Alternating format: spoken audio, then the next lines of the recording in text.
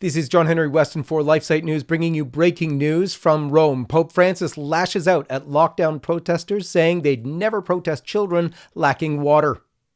In a rant by Pope Francis, where he lets down his guard and allows his leftist colors to show more than in the past, the Pope said of anti-lockdown protesters, quote, "You'll never find such people protesting the death of George Floyd or joining a demonstration because there are shantytowns where children lack water or education," end quote.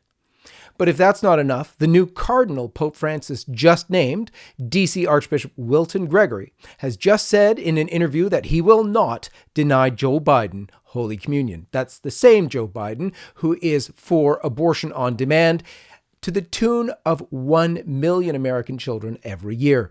Speaking from Rome via Zoom with Catholic News Service, which is the news agency of the Catholic bishops, Gregory said that Biden has been receiving communion for the last 8 years, and he said, quote, "I'm not going to veer from that," end quote.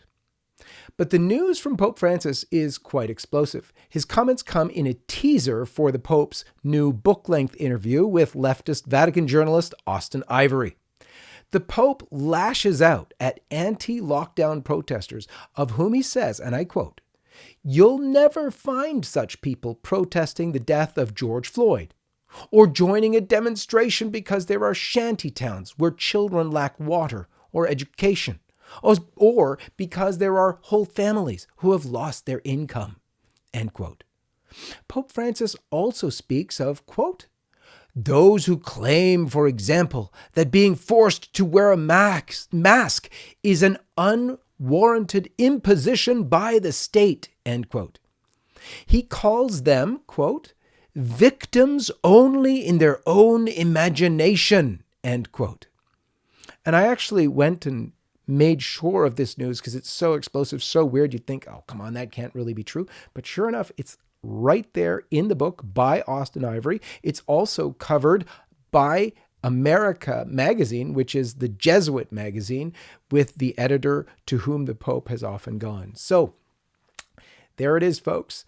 But with all the virtue signaling that is painfully evident in the book, Pope Francis himself is not all that concerned about mask wearing in his own house, nor having large gatherings.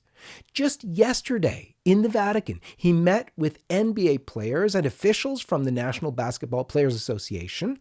The meeting took place indoors without masks and also without social distancing, as you can clearly and plainly see in this video of the event.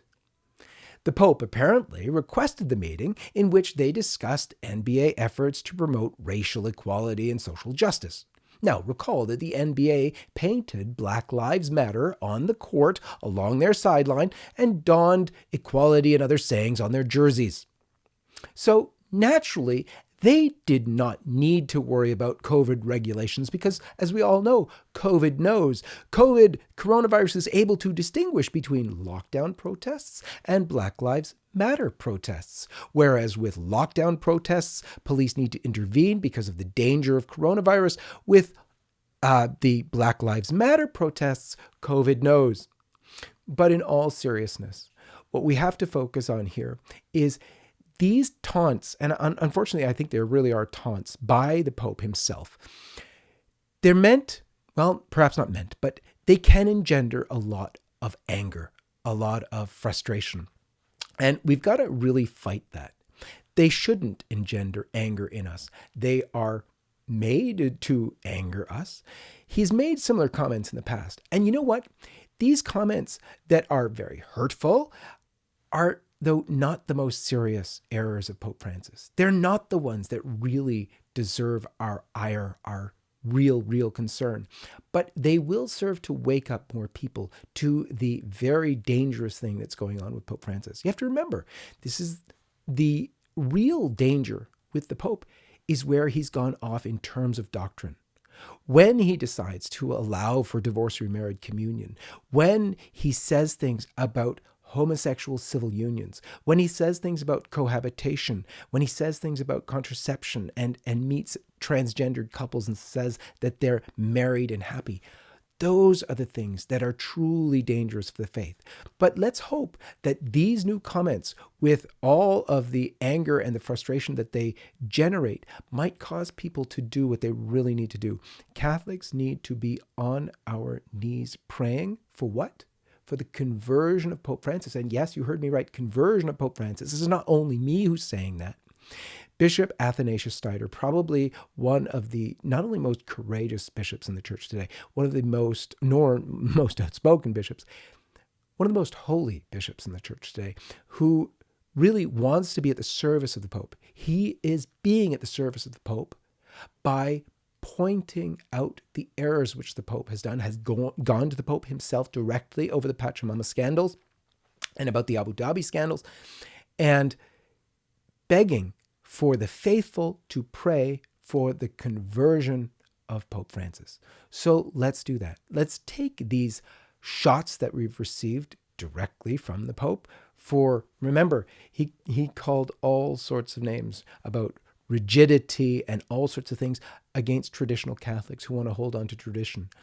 And so we can take all the shots, but we'll do so offering up all of that hurt, and it is hurt. It's hurtful when people say bad things about us, nasty things about us. Offer that up in union with all of your prayers, the holy sacrifice of the Mass, for the conversion of Pope Francis. For LifeSite News, this is John Henry Weston. May God bless you. Hello, this is John Henry Weston. I'd like to invite you to subscribe to the John Henry Weston Show YouTube channel if you haven't already done so. There you will find all the past episodes and much more. Thanks again for watching, and may God bless you.